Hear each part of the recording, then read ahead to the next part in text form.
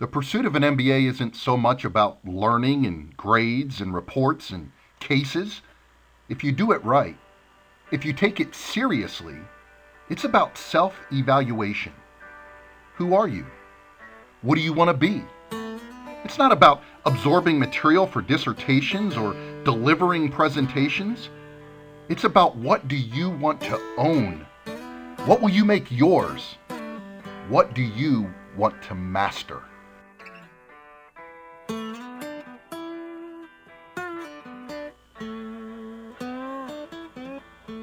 I didn't want to take organizational leadership. The last MBA course of my final semester, and I'm going to waste my time studying something that I spent 8 semesters in undergrad learning as an Air Force ROTC cadet? Leadership? I've written nationally published magazine articles on management and leadership. If this course was an elective, I would have avoided it like the plague. Boy, would that have been a mistake.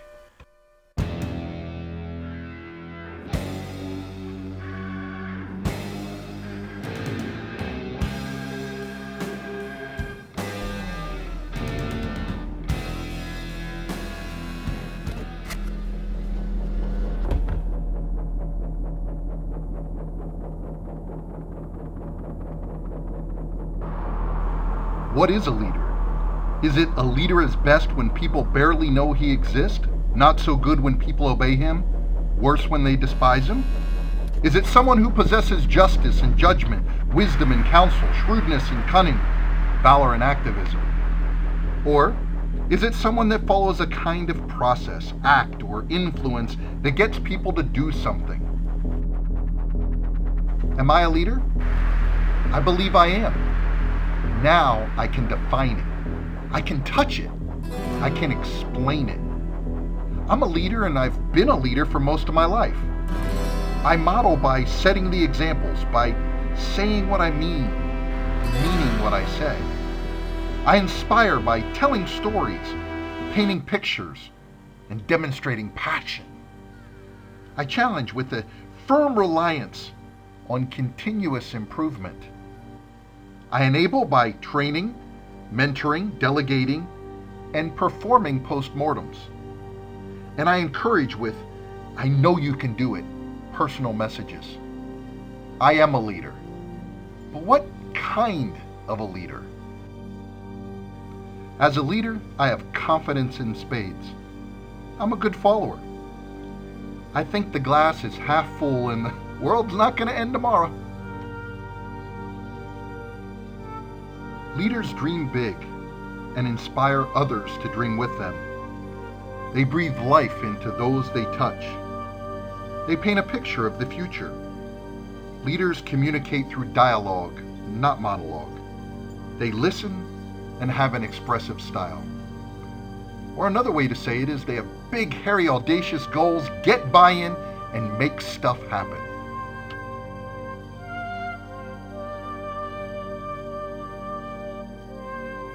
The more you put in, the more you get out. As a class, we certainly put in a lot. We assessed and evaluated ourselves, but also the articles, theories, and research presented during the semester. I personally negated a few things that I had believed here and there by reviewing empirical research, but mostly I confirmed things that I had believed about myself, my leadership abilities, and the style I've chosen. What I found to be most stimulating as the spring began to burn off what was left of the winter were the times that I was intellectually transformed by the readings, my self-assessments, and my own writings. The best part about studying in the MBA program is when you're walking down the educational path and you stumble across growth. Usually you don't even recognize it. You almost trample it underfoot. Then you stop and kneel down, look it over real good until you thoroughly understand the new growth. You know, it's not just growth or transformation or even revelation. It's a new understanding being born.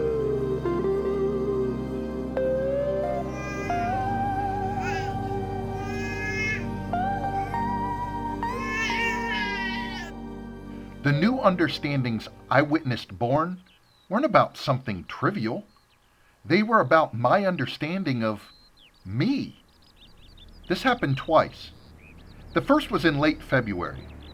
Gurchanov and Fadi quoted Bem from 1974 in saying, quote, "Masculinity is a cognitive focus on getting the job done, and femininity is an effective concern for the welfare of others," end of quote.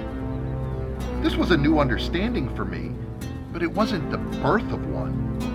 That came when I completed my self-assessment. Since I was the guy in the class that said, "The leader is the one with the biggest club," and "heads need to roll," it wasn't surprising that my masculinity score was practically maxed out. What blew me away was when I found that my femininity and androgyny scores were average. The second new understandings born happened when I was literally preparing for the last class of the semester and of my MBA program. In the introduction to Chapter 5, On the Dark Side of Leadership, Pierce and Newstrom introduce Machiavellianism, the Mach 4 score, and a self-assessment on the subject. Pierce and Newstrom explain, quote, "Machiavellianism reflects a person's general strategy for dealing with people. Individuals who have a strong Machiavelli orientation feel that people are manipulable in interpersonal situations," end of quote. I expected a very high score, but actually scored less than average. For a national speech and debate competition when I was back in high school, I had to debate Resolved. Man is more angel than animal. I guess I really believe that.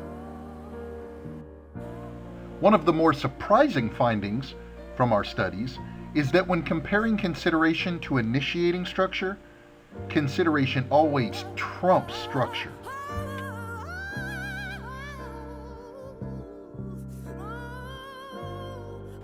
Another tasty morsel is you don't just have justice or lack it.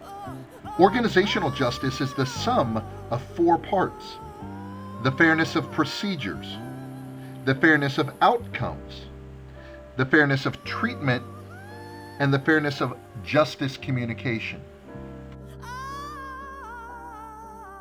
The final useful tool is power. Power can be given or earned.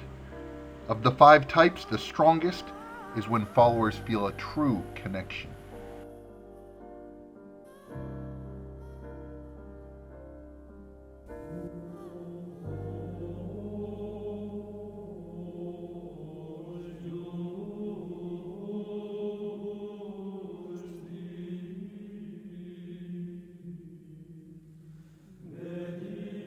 I have already sown the seeds of my 3-point action plan, and I'm actively pursuing full implementation by year's end. I've begun to informally mentor a subordinate and 2 directors on the board. I also plan to formally roll out an association-wide program at the end of summer. Though I've done much writing these past few months, I've not written one magazine or journal article. Now I have new material on which to write. I've decided that I want to pursue becoming a part-time university professor. I'll start applying and will be teaching a course next fall if I'm given the opportunity to do so. The best way to become a subject matter expert is to teach the material to someone else. Each action item of my 3-point plan permits me to accomplish this in a different way before I lose the information to the annals of time.